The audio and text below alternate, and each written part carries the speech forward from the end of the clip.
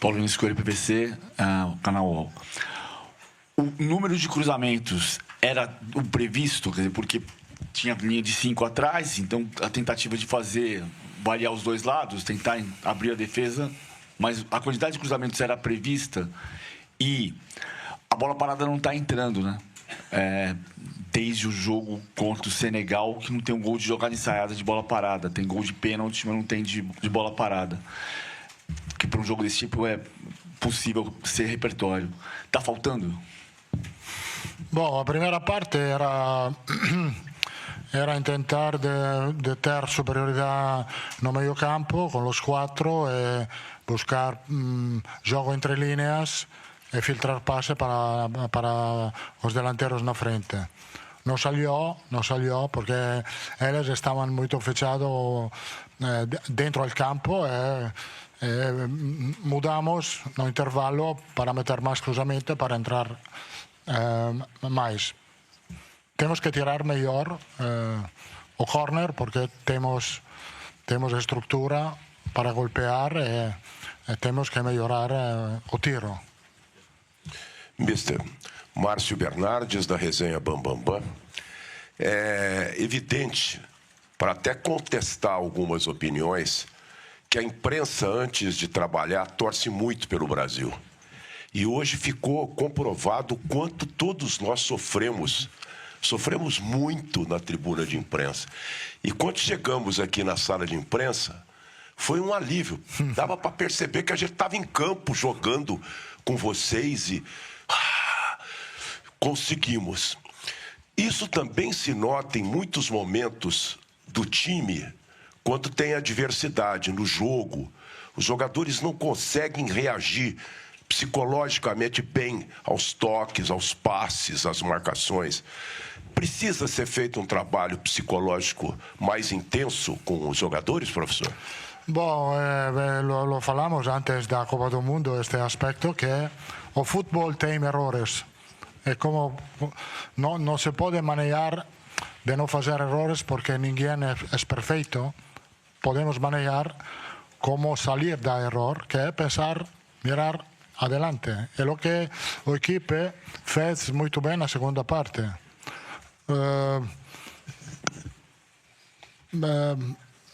Pensávamos que não podíamos empatar. Não, nunca. Ninguém pensava que essa equipe não vai marcar. Focalizamos bem, sobretudo na segunda parte, a vigilância para evitar transição que podiam complicar o jogo.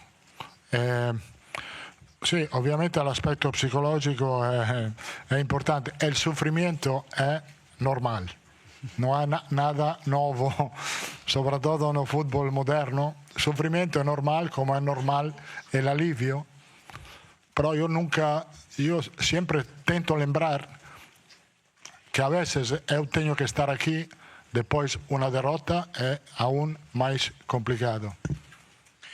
Ancelotti, aqui na sua frente, o Wellington Campos, da Rádio Itatiaia. Até em cima disso, você sofreu mais do que a gente? Não, eu menos que a gente. Porque estava confiante, porque o equipo estava jogando, não é que o equipo jogou bem até o primeiro minuto, depois encontramos dificuldade para a força do rival, que é uma equipe muito respeitável, muito bem organizado, muito perigoso, com jogadores fortes nos duelos a nível físico.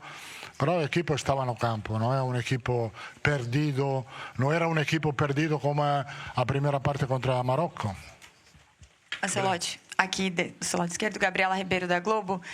No primeiro tempo, o Casemiro foi muito questionado pelos torcedores ali, pelo desempenho dele em campo. Ele acaba permanecendo, faz o gol, tem essa jornada de herói dentro do jogo.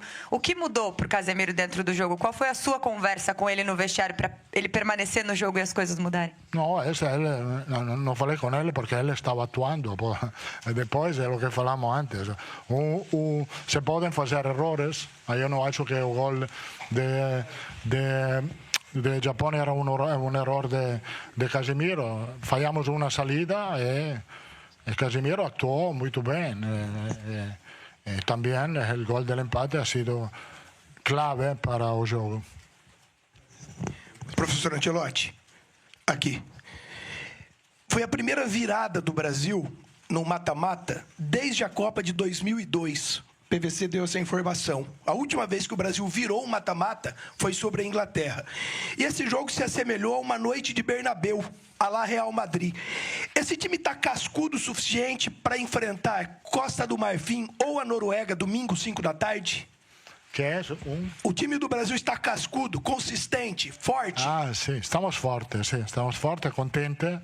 Sabemos que seguimos el camino, tenemos que seguir mejorando, trabajando, descansar también es muy importante y a ver quién va a ser el próximo rival. Se puede marcar al último minuto, se puede. También en la prórroga se puede marcar. Estamos ya pensando que podía pasar la prórroga, pero el equipo también estaba preparado para la prórroga, para jugar a prórroga. Aqui, por favor. O que não aconteceu conforme o planejamento ideal do senhor no jogo, que obrigou a tirar o plano B, o plano C e fazer mudanças, e que o senhor entende que precisa observar mais atentamente para o próximo jogo? No, yo acho que el planeamiento de la primera parte, que era filtrar más pase por dentro, no salió bien por la calidad defensiva del equipo rival, de Japón. E depois mudamos para tentar meter mais força na área, cruzando um pouco mais. Boa tarde, Marcos Guedes, da Folha de São Paulo. Após as substituições do intervalo, o time melhorou, buscou um empate. Estava em um bom momento, mesmo assim você resolveu fazer mais uma substituição, apostando no Martinelli. Por que você resolveu apostar no Martinelli naquele momento? O que você esperava dele e o que você viu dele em campo? Acabou decidindo. Era sobretudo para meter um pouco de frescura no campo, porque Martinelli tem muita intensidade, é um cambio muito importante, porque quando entra sempre está a tope e ajudou a equipe, a parte marcando gol, mas nessa parte la posición de él permitió jugar un poco más abierto a Vini, que fue muy peligroso. You, please. Hello, from Norwegian media. As you said, you might face Norway in the next round. What do you think, and why do you think that Norway is the only opponent in the history of Brazilian football? A Noruega é o único adversário na história do país que o Brasil nunca venceu. Por que você acha que é desse jeito? A gente vai ter que esperar para ver o que vai acontecer. A gente tem bastante respeito por todos os adversários. A gente está falando da Noruega, mas pode ser um desrespeito em relação à Costa do Marfim. Então vamos esperar e ver. Mas a gente respeita todos os adversários e todos os jogadores. Por favor. Here. Sorry. Here, two fronts before. Thank you. Yeah. Senhor Ancelotti, Alexandre Pretzel da Bandeirantes, o senhor é um grande conquistador de títulos e o senhor chegou a dizer que no Brasil só se aceita quando se ganha a Copa do Mundo. Então eu queria saber do senhor, passando dessa primeira fase de mata, como o senhor disse, o futebol que o Brasil está apresentando, ele é suficiente para atingir esse objetivo que o senhor determinou? Bom, suficiente, nunca temos que estar contentes de lo que estamos fazendo. Estamos fazendo bem, pero cuando tú estás haciendo bien para mejorar, no puedes estar contente. Entonces, no estamos contentos porque queremos mejorar, porque queremos jugar a un nivel más alto. También,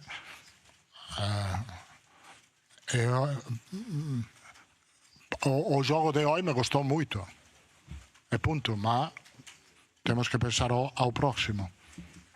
Buonasera Carlo, Aurelio Capaldi, Rai. Volevo chiederti se alla fine è stato ancora più difficile di quanto pensavi e cosa hai detto all'intervallo. No, più difficile no, sapevamo che era difficile perché tutte le partite sono difficili e a maggior ragione un 16esimo di finale della Coppa del Mondo contro una squadra che è molto solida e che ha fatto ottimi risultati. Nell'intervallo ho detto di avere pazienza perché il gol lo facevamo, prima o poi il gol si faceva. Lo importante era mantenere l'equilibrio per non complicare la partita e la squadra devo dire che ha fatto molto bene e non ha avuto neanche fretta di vincerla sta partita perché giocando così si poteva vincere anche nei supplementari e non cambiava niente. A pergunta foi se o jogo tinha sido um pouquinho mais difícil do que ele imaginava. Ele falou, não, a gente respeita todos os adversários, sabe que o adversário é complexo. Porque a sua vitória foi a vitória da raça e teve muita influência. E aí ele falou um pouquinho de que estava gostando do jeito que o time estava jogando. As mudanças que o senhor processou levou o Brasil à grande conquista. E o senhor deu ao Brasil aquela garra que todos nós queremos. O senhor viveu ali naqueles últimos instantes, eu, por exemplo, está com a cabeça já pensando na prorrogação. O senhor chegou a pensar na prorrogação que o senhor segurou o Neymar e segurou o Danilo, se eu vou utilizá-los na prorrogação, o senhor chegou a pensar isso ou é mera curiosidade? Sí, estábamos pensando. No, antes de quiero agradecer a você, mas sé perfectamente que as vitórias são dos jogadores e as derrotas são só dos treinadores. Dicho isto, falei com Neymar que se não se empatava o jogo até o minuto 60 ia a meter a ele. Estábamos pensando na prórroga de meter a ele, porque está bem, pero o feito que marcamos, Neymar não entrou, mas estava todo claro com ele. Hello, Mr. Abdelaziz Al-Haraishi from Al-Riyadiyya newspaper in Saudi Arabia. As you said, Casemiro has had an amazing game. Teve jogo How fantástico. do you want us to remember him as a player? Como que você gostaria que a gente lembrasse dele como jogador? Casemiro is a leader. He knows Casemiro é really líder. well his position, how to do in his position. Nobody can teach him how Ninguém to, pode how he has to ensiná-lo play in como that ele vai position. jogar nessa posição. It's really important. Porque ele é realmente muito importante. Not new that he scored goal because he scored a lot of goals. Não só por fazer gols, porque ele fez vários gols na Premier League nessa temporada. A really good connection E ele é uma with the conexão goal. muito boa também com o gol. Carlos, em espanhol. Carlos, em espanhol. A entrada de Endrick por Lucas Paquetá A no entrada segundo do tempo Lucas logrou mais Paquetá no profundidade. segundo tempo te deu um pouquinho mais de profundidade. Foi forçado Um pouquinho cambio pela lesão, mas foi mais tático. No fim, acabou que também deu resultado. Você acha que pode começar assim o Brasil no próximo jogo? Mais ofensivo? Sim, podemos começar assim, dessa forma. A gente sabe que talvez a gente tem que botar um pouco mais de força na área, porque a partida a gente tinha que recuperar e o Endrick poderia meter essa força e essa presença na área. Ele fez um jogo muito bom. Ele fez um jogo muito porque bom. estava intenso e era perigoso. Ancelotti, aqui do seu lado direito. Aqui, Raí Monteiro, Jovem Pan. Queria te ouvir um pouco sobre o Bruno Guimarães. De novo, ele fez um grande jogo, é um dos melhores jogadores do Brasil na Copa até aqui. Contribuição defensiva, ofensiva, mais um passe para gol. Está vivendo um excepcional momento e teve um salto de qualidade desde que você chegou ao comando da seleção. Queria que falasse um pouco sobre o momento dele, por favor. Obrigado. Bruno é um jogador muito importante, muito contínuo no jogo, sempre tem muita boa presença a nível defensivo, a nível ofensivo. Fez uma fantástica assistência para o gol. Estou muito feliz porque também Bruno tem coração muito grande. Okay, that's it. Thank you. Obrigado.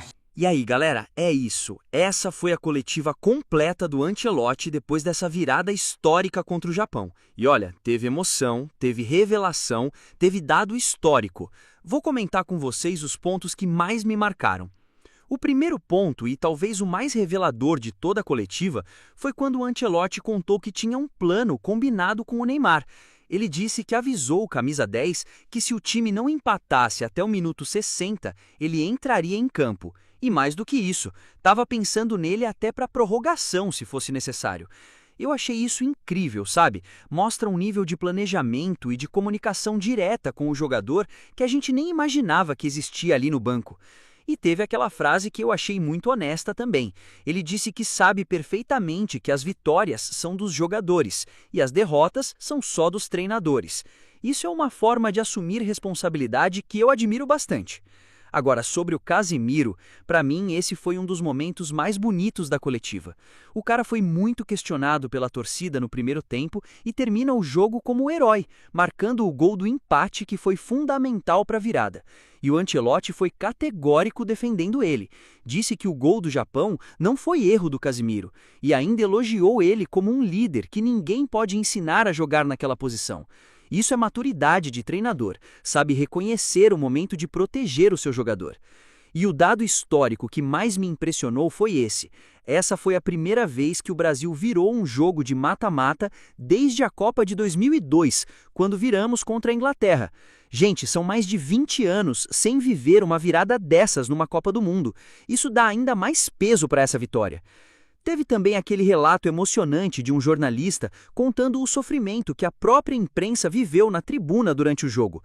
E o Ancelotti foi sincero, reconhecendo que o sofrimento é normal no futebol moderno, assim como o alívio depois. Eu acho bonito ver esse lado humano sendo reconhecido até numa coletiva de imprensa. Sobre as mudanças táticas, achei interessante a explicação dele sobre por que apostou no Martinelli, mesmo o time já estando em bom momento depois do intervalo. Ele queria trazer frescor e intensidade. E olha, acertou, porque o Martinelli não só marcou o gol da virada, como ainda abriu espaço para o Vinícius jogar mais solto e ser mais perigoso. E para fechar, achei bonito o respeito que ele demonstrou pelos próximos adversários, evitando fazer qualquer comentário desrespeitoso sobre Noruega ou Costa do Marfim antes mesmo de saber quem vai enfrentar. Isso é classe.